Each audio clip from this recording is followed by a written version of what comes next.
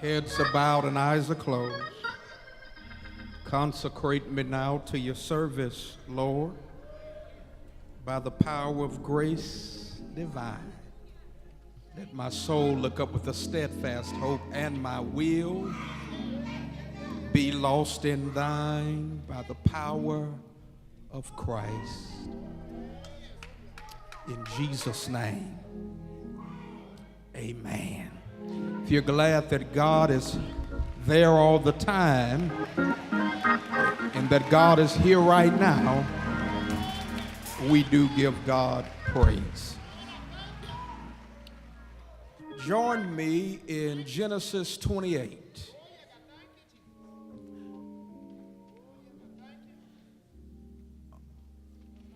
This word is for those who might be feeling a sense of loneliness.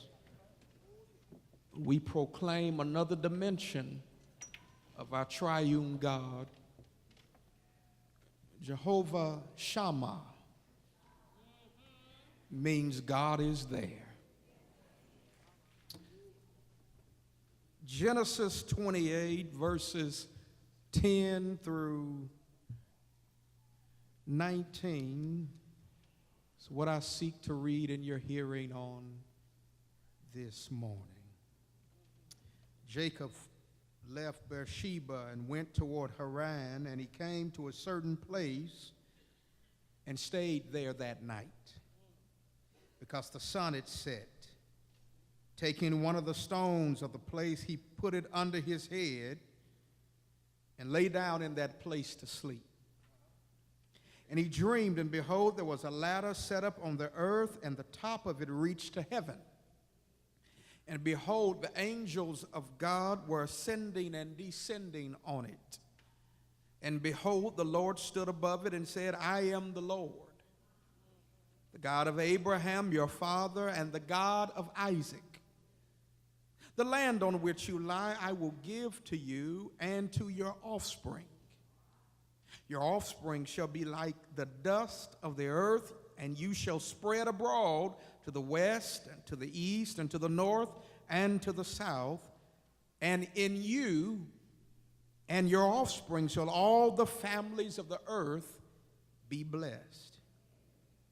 Behold, I am with you, and will keep you wherever you go, and will bring you back to this land. For I will not leave you until I have done what I have promised you.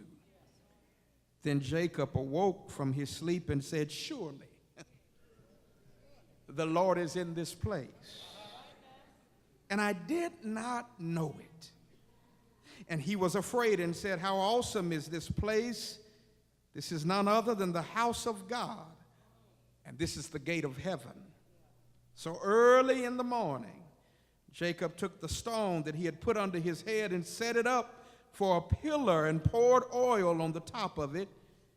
He called the name of that place Bethel, but the name of the city was Luz at the first. Verse 15 again. This is a promise God spoke to Jacob.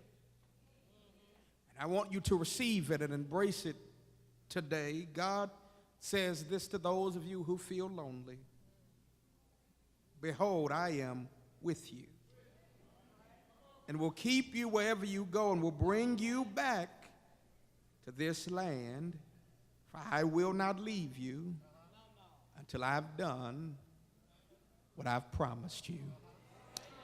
Be seated in the presence of the Lord.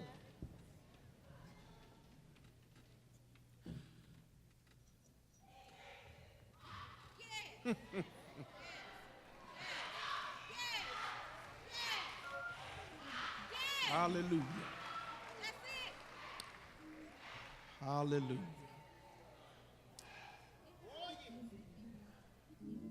Jacob is obviously exhausted after his 3-day trek in between Beersheba and Haran. So much so that as the sun goes down on that 3rd day, he lays himself down to sleep. He has an out of the ordinary night. He experiences an unbelievable dream. So much so that when he awakens from his sleep and wipes the sleep from his eyes, Jacob has to declare that surely the Lord is in this place, and I did not know it. This deceptive trickster of a man discovers that God is not confined to any geographical location. What he discovers is that God is so great that God can be simultaneously both distant and proximate. God can be afar off and intimately close. More important is that when we think that God has, matter of fact, we've been deserted or we have deserted family and friends, and when we feel that we are all by our lonesome selves, we discover that God has never left us. Matter of fact, Larry Grab says this, brothers and sisters, that the route to knowing God eventually passes directly through the valley of profound loneliness. Such is the case with Jacob, who had not known God personally. It seems too much the reality in the 21st century context that people don't have personal experiences with God. They know God because God was grandmama's God. God was mama them's God. They don't know God for themselves. And Jacob is no different. Jacob knows of God because God was Abraham's God. God was Isaac's God, but he has not known God for himself. As a matter of fact, Jacob's orientation is not Godward, it is stuffward. You know, Jacob would get what he could in life not by devotion, but by deception. Remember, before he could even get out of his mother's womb with his twin brother Esau, here he is, this supplanter that is holding on to his brother's heel. And as they grow up and get a little bit older, Jacob knows how to take advantage of a situation for his own advantage and is able to manipulate his own blood out of their birthright. And then when his father was getting ready to give a blessing before dying, here Jacob is again manipulating his way into that blessing. He would hook or crook to get whatever he wanted to get. No wonder he's on the run. He sadly enough, it's like many people today who are grappling with materialism. He's able to have it all, but not able to enjoy any of it. Let me put a quote on the Meeting Park right there. Don't you go through life trying to get it all, but unable to enjoy it because you got it in the wrong way. Here Jacob is in the wilderness, all by himself, with his only companions going by the name of me, myself, and I. There might be those of you and those of us in the confines of this sacred place who may be not as infamous as Jacob, but who are feeling anxious potentially about what's ahead in life. You live your life with a profound sense of loneliness. You're that person who's trying to put the pieces of your life back together after a divorce. You are that person, potentially you're that student who's gone off to college. You're here for the weekend because of the holiday, but you know when you go back to campus that you seem like you're all by yourself. Maybe I'm talking to somebody here who has spent so many Fridays and Saturdays nights on Netflix with a pint of your favorite ice cream by yourself. And God has sent me here today, my brothers and sisters, to encourage you and let you know that in moments where it seems that silence is so loud that it is almost deafening, where the experience is overwhelming to the point where you feel that everyone has left you, including God himself, I need to tell you that you need to take take a moment and realize that there are sometimes some God-ordained moments of solitude in your life, but it is not the will of the Lord for you to go through life all by yourself. As a matter of fact, loneliness is a cost that is too high to pay. Psychologists have done the research that people who live with chronic loneliness are prone to depression, alcoholism, and even suicide. But I want to tell you there's hope today.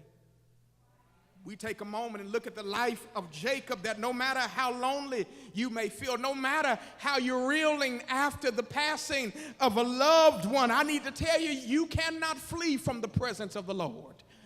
Because Proverbs 18:24 is still true, that my brothers and sisters, we must know that there is a friend that sticks closer than a brother, that when your family or friends forsake you, when mother and father don't understand you, you have a friend named Jesus who's going to be right by your side through the thick and through the thin.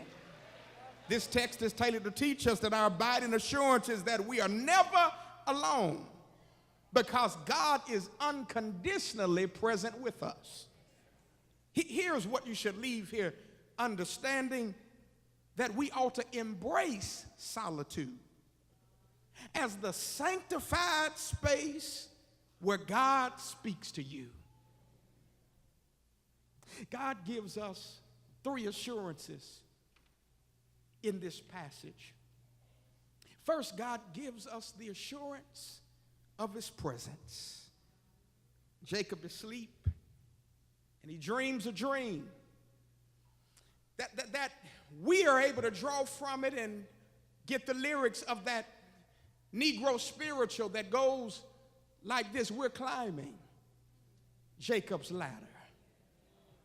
Jacob, while asleep, has this dream, and in this dream, he sees the angels of heaven that have a ladder or staircase of sorts, a ziggurat in the ancient Near East is what it's called, and these angels are going up and down this ladder, and it was giving Jacob this word picture that heaven and earth are connected. Not only has heaven come to earth, but earth is connected to heaven. And as wondrous as a vision as it may be, I am not amused. And the import of this text is not about what Jacob sees, it's about what he hears. Because after he sees this vision, he hears the voice of God echoing down the corridors of eternity, and God says something that is a reoccurring theme. As a matter of fact, it is the thread that almost goes throughout all of Scripture. God says to Jacob, I am with you. God's affirmation of his presence is based upon an immutable impossibility. That impossibility, I want you to hear me, church, is that God never has been and never will be absent from anywhere. This is the whole idea of the omnipresence of God, where God is everywhere. At the same time, God is always leaving where he's going to. There is no way to escape God's presence.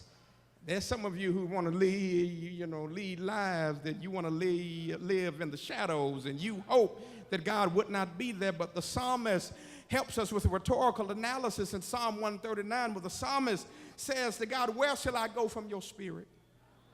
Or where shall I flee from your presence? If I ascend into heaven, you are there. If I make my bed in Sheol or hell, you are there. If I take the wings of the morning and dwell in the uttermost parts of the sea, even there your hand shall lead me, your right hand shall hold me. I need to tell somebody here today, no matter how far you run, no matter how far you go, we will never ever escape the presence of God, but who would want to?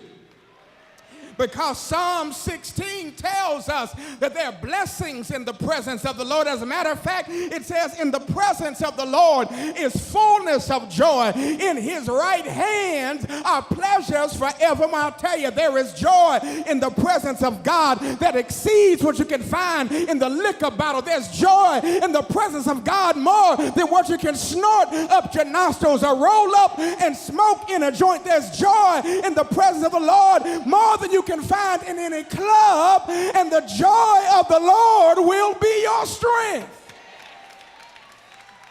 But hear me today. What shouts me about this story is not only knowing that God is everywhere, but God, understand, is also everywhere regardless of who we are. The very reason Jacob is on the run is because he's been shady. Yeah, he's been underhanded. He's been ruthless. He has been dishonest, manipulative, and deceitful. However, none of those things negate the presence of God in his life. When God says to him, I am with you, it is as if God is saying to Jacob that you may be low down and dirty. You may be good for nothing. You may be a rotten scoundrel, and you might be on the run from your brother who is seeking to take away your life. But Jacob, I need to tell you, as bad as you are, I'm still with you. I wish I had a witness here today. That's all our testimony in here today. And the truth of the gospel is that God in Jesus Christ came in human flesh. God dwelt among us. Matter of fact, not just among us, but the worst of us. Because he loved us. Jesus died on the cross. He is now risen from the dead, ascended back to heaven, seated at the right hand of the Father, making intercession for you and for me. But one day, we don't know when, he's coming back for you and me to receive us unto himself. He's with us. 18th century indigenous people of America were being observed, and they were noticing their rite of passage for young boys. That on their 13th birthday, they were taken out into the forest as the sun set in the evening, and they were left there in the forest all night long. The test of their emergence and the manhood would be their ability to survive a night in the forest, in the wilderness, all by themselves. There that boy is blindfolded at night in the darkness of the forest. But as the darkness sets around him, I can imagine in his mind he is thinking about predators that are lurking in the darkness. He is thinking about, with every snap of a fig, what predator is coming out of the darkness to take his life. But sooner or later, as the night turns to day, as the sun begins to rise, he begins to look around. And as he looks around, he sees the green grass and the meadow that's surrounding him. As he looks around, he sees the wild, beautiful flowers that are out there in nature. As he keeps looking around, he sees the strong trunks of the trees that are surrounding him. But when he keeps on looking, as the sun continues to rise, he sees the figure of a man. There's a man that's standing there with a bow and an arrow in his hand. And as he keeps looking at that man, as his eyesight begins to focus after a night in darkness, he begins to see that that man who has a bow and an arrow in his hand was his father. And he discovers that this man, his father, has been standing there in the dark all night long, making sure nothing happens to him. Come here, somebody. That's the kind of God that we serve, that no matter how dark it may be in your life, when you feel that everyone has forsaken you and left you all by yourself, God is right there by your side. Do I have a witness in this place?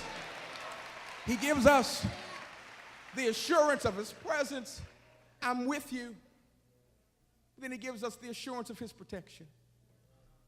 He says, I'm with you and will keep you wherever you go. Jacob has a blessing, but at what cost? Remember, he's deceived his own father so that he can receive the blessing that Isaac had intended for Esau. In chapter 27, when this takes place, the text records after this happened, Esau held a grudge against his brother. Not only does he hold a grudge, he makes his brother a guarantee. He says, let but the mourning period of my father come, and I will kill my brother. Esau says, listen, what's keeping you alive, Jacob, is the fact that our daddy is still alive. But as soon as he closes his eyes and breathes his last breath, I'm going to make your life just as his. So in the most acute sense, Jacob is living with uncertainty. He's on the run, doesn't know the extent really of the blessing he's received, and does not know how long he has to live or how long he's going to be able to avoid the wrath of his brother Esau. But beyond telling Jacob, I'm with you, God tells him, I will keep you wherever you go. The key word here is keep. It's an important word. It's embedded in that Aaronic blessing where most Sundays I stand here with hands raised and to speak over you the benediction. And I say, may the Lord bless you and keep you.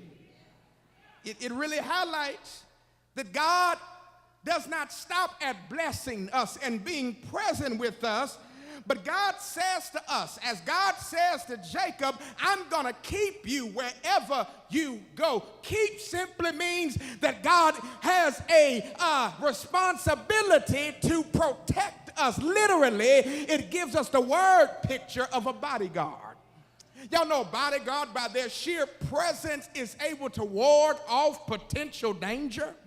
But whenever there is an attack, that bodyguard springs into action, protecting their client to make sure their client makes it safely to their destination. Matter of fact, that's what David was trying to articulate as he penned the words of the 23rd Psalm when he says, yea, though I walk through the valley of the shadow of death, you are with me, your rod and your staff, they comfort me. David was saying, listen, as you go through those moments in life where you feel like your life is being threatened, like your enemies are on your trail, you have no reason to worry because God is the one who is there to protect you.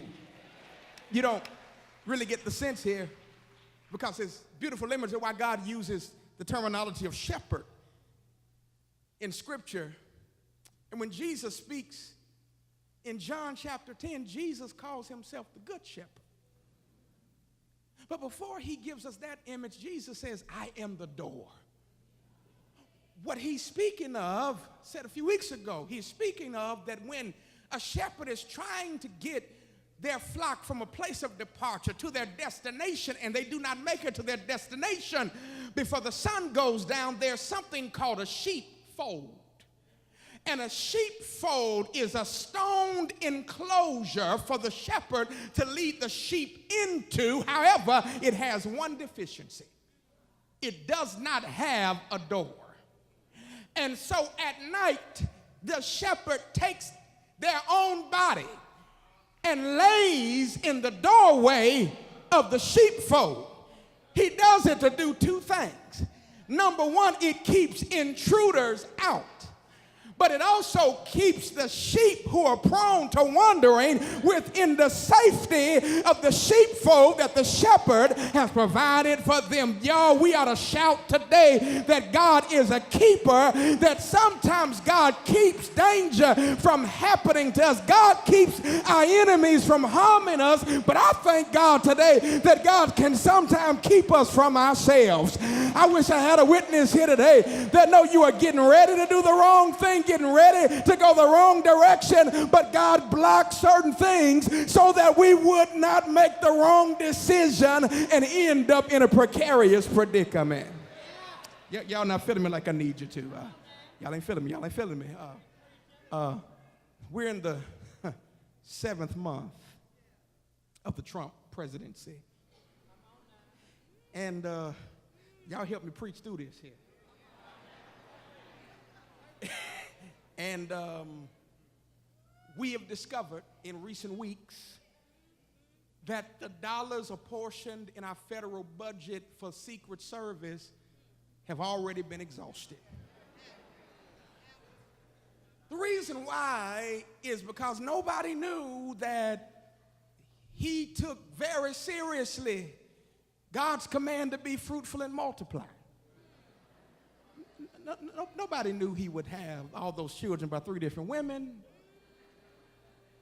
But it is a legal responsibility of the Secret Service to not just protect the president, but to protect their children as well. We are our Heavenly Father's children. He might think he's under protection by the Secret Service, but we're under the sovereign surveillance of God. God himself protects us. He walks with us. He talks with us. He makes enemies leave us alone. Is there anybody here today that we serve a God like that? I'm grateful that we can sing that song all day, all night.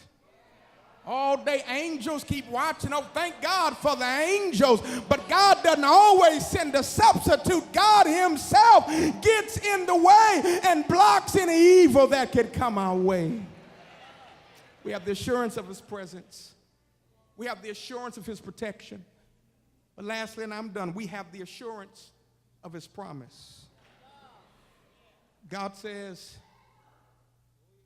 I'll bring you back to this land.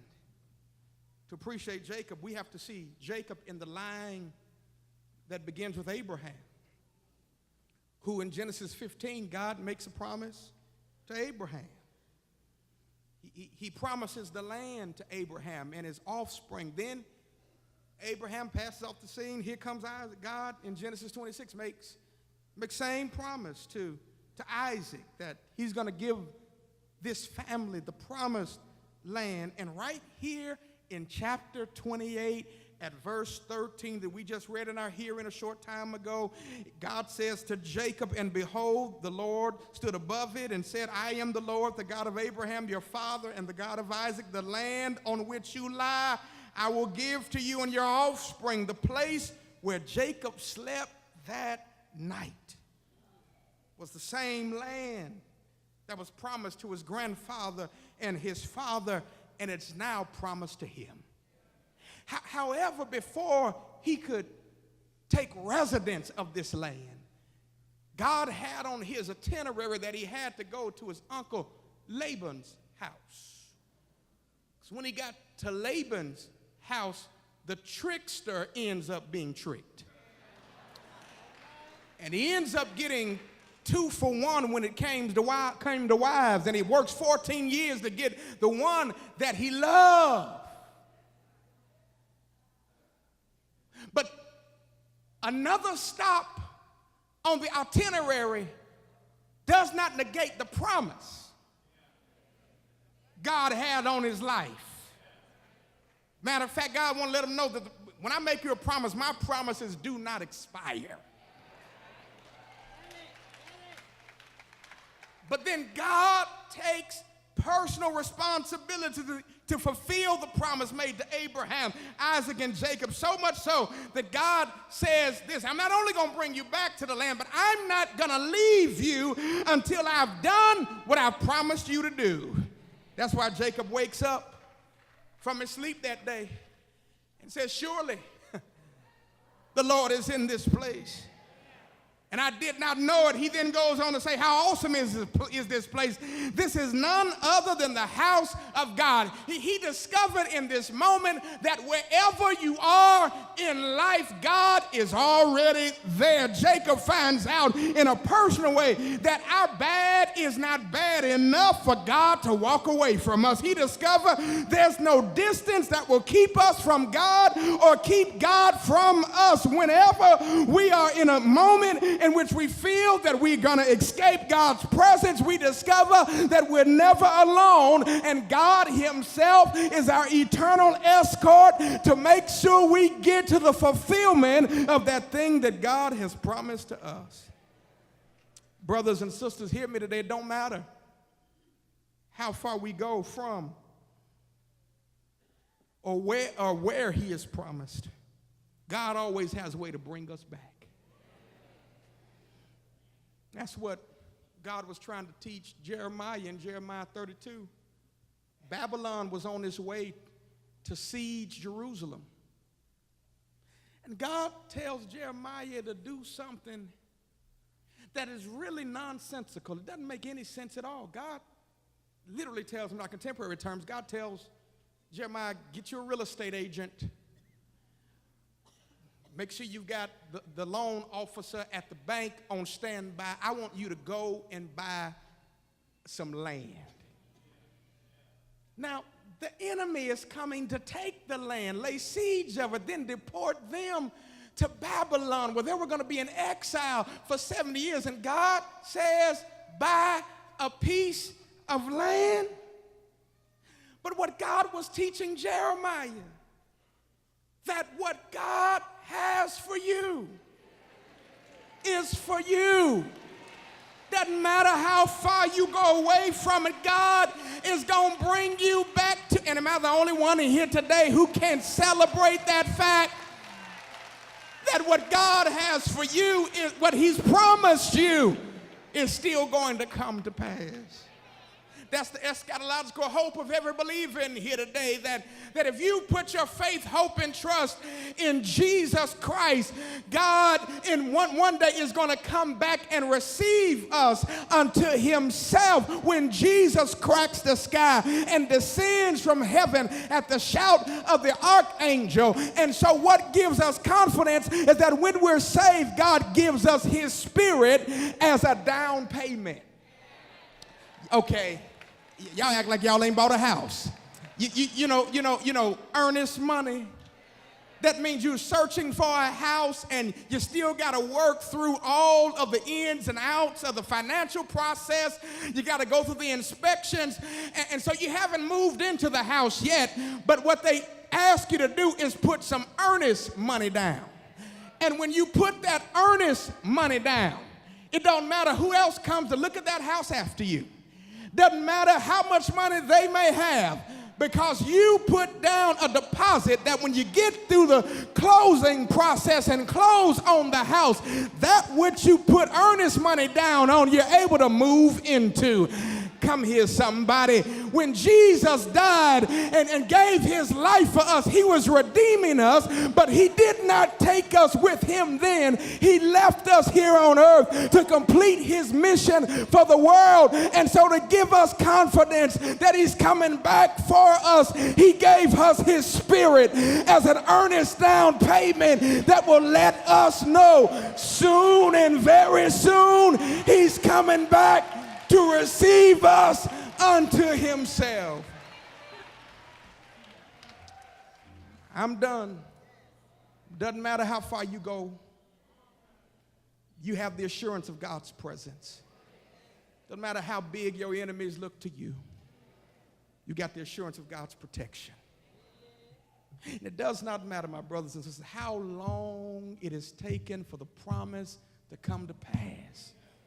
You have the assurance of God's promise that he's not only going to be with you, he's going to bring you back to what he's promised unto you. And the church said, amen.